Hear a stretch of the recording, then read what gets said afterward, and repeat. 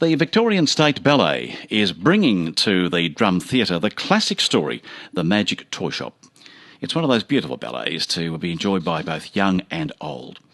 Michelle Sierra, the Victorian State Ballet's director, is on the line, and we have her join us right now to talk about this wonderful ballet. Michelle, nice to have you with us today. Thank you, Lee. Nice to be able to speak about the Magic Toy Shop today as well. Yeah, it's going to be great. You've had a great career yourself too, and still do have, of course. You performed right across Europe, haven't you, in various places, and I think in Israel too. I myself don't dance anymore, but No. I did have a marvellous career across Europe. And my husband as well. He also had a wonderful career across Europe. And then we moved back to Australia, and we've been going since a long time, since 1995 when we moved back. How did you Sorry? two meet? Was it through the dance that you met? It was, yes. We were working in the same company, both working in Germany. My husband was working in East Germany at the time, and I was working in West Germany. We were both present when the wall came down, which was an amazing experience. And my husband joined my company in West Germany, and that's where we met. And we were married in 1993 while we were still dancing. Mm-hmm. And, here we are today. Yep, and you're doing the other side of it now, the behind the scenes, as it were. But absolutely, that's right. You've got quite a gift. I was reading about this gift that you've got to be able to, I suppose it's a choreography done in not a different way, but you're able to bring out and infuse the ideas of the ballet in quite a modernistic sort of way, aren't you? That's correct. So we always remain true to the essence of the piece and the storyline of the piece and the style as well. We just bring a lovely sort of modern touch to it. When I say modern, I don't necessarily mean contemporary dance. Just something special to the ballet that's our own style and our own take on it. But we always remain true to, audience will always see a beautiful classical traditional ballet with a lovely flair and touch to it. Yeah. That's nice you say that, Michelle, because it's open to interpretation, like all music is too, isn't it? It's the artist's interpretation that comes across then to the audience, and it's such a beautiful ballet. Now, you studied in Moscow in '84, then you came back to the VCA to finish the training, didn't you? That's correct. Yeah. Yes, that's correct. I did. Yes, I had a wonderful opportunity to study in Moscow in 1984, and that was wonderful for. As a young dancer, and to take into my career, and then to impart that to students now as well that I teach. So that was a wonderful beginning to my career, for sure. I think that's a nice thing about what you're saying there, because you've done these studies yourself in '84. You no longer dance, but you do pass on all of that knowledge to others. And that's what I think we're blessed with. We can pass on knowledge to other people. You're doing a fantastic job, aren't you? Yes, that's correct. Yes, that's right. Was the Pratt Scholarship all part of that, and that would have, I suppose, skyrocketed you to other things too in 1986?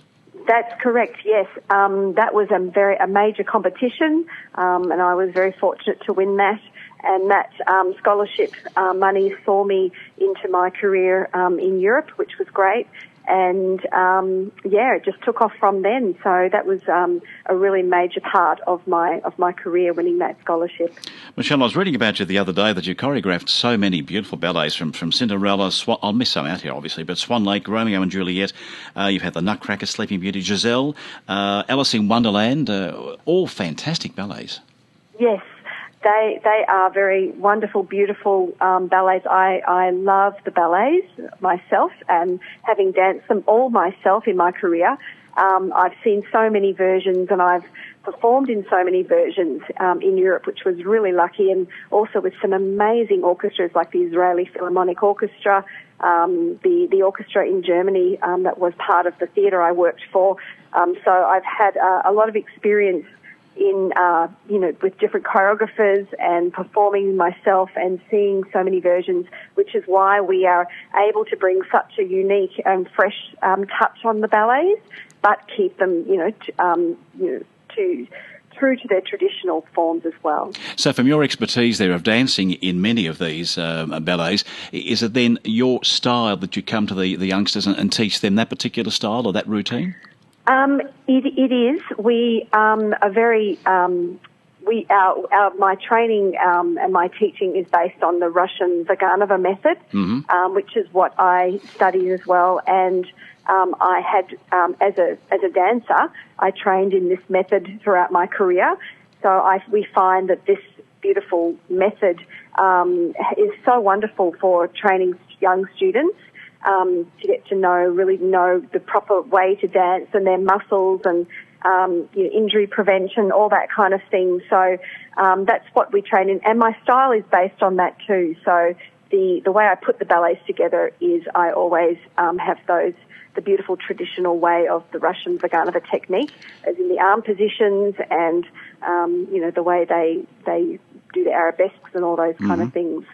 There seem to be more and more youngsters getting into ballet and into dance in general. How do they get into the ballet with the Victorian State Ballet? Have they got to do a certain training program or be at a certain skill level? Yes, so the Victorian State Ballet, we audition annually and we have dancers in the company from all over Australia and internationally as well. So from all different backgrounds.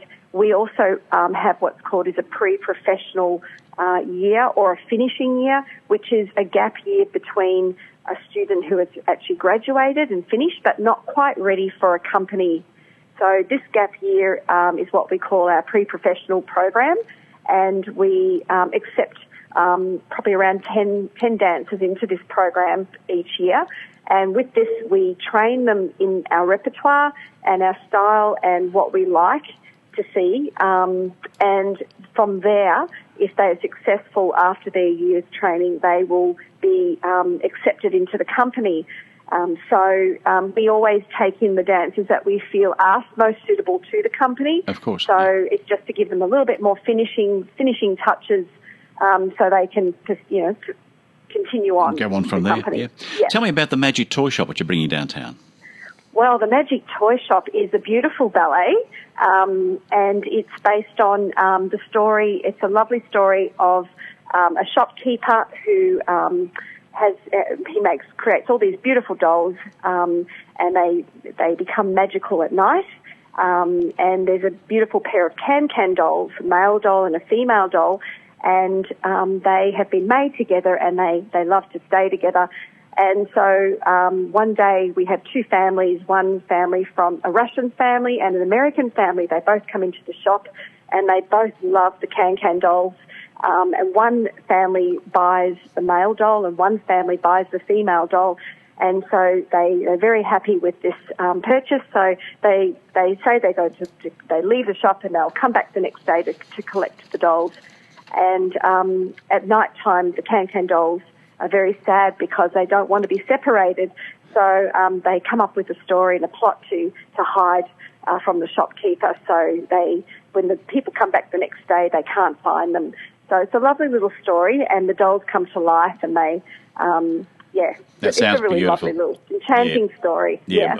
And it's only 120 minutes. That's with an interval there too. So if the kids are there, it's not too long that they're going to lose interest. That's right. Yes, that's right. And have you got a live orchestra with this one?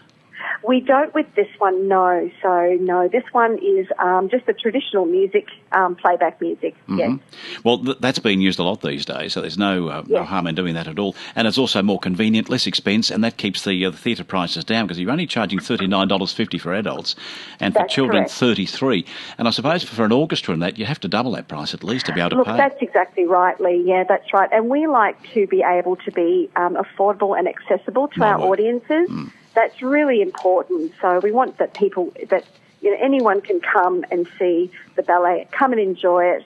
Not too long for the kids to hold up, but very engaging, exciting show for them, and for all ages, because they will see some beautiful ballet pas de deux and a lovely storyline. So, It sounds promising. It's on the 3rd of March at 7:30 at the Drum, and then on Saturday there is a matinee at 2 and at 7:30 at night as well at the Drum Theatre. That's correct. That's correct. And you can book at the Drum or go online to their website and book on their website there. Correct. Michelle, it's been great to catch up with you. We must do this again. Would you keep in contact with me? Because when you've got other performances coming up around Victoria, I'd love to talk to you about those and various ballets that you and your husband have got.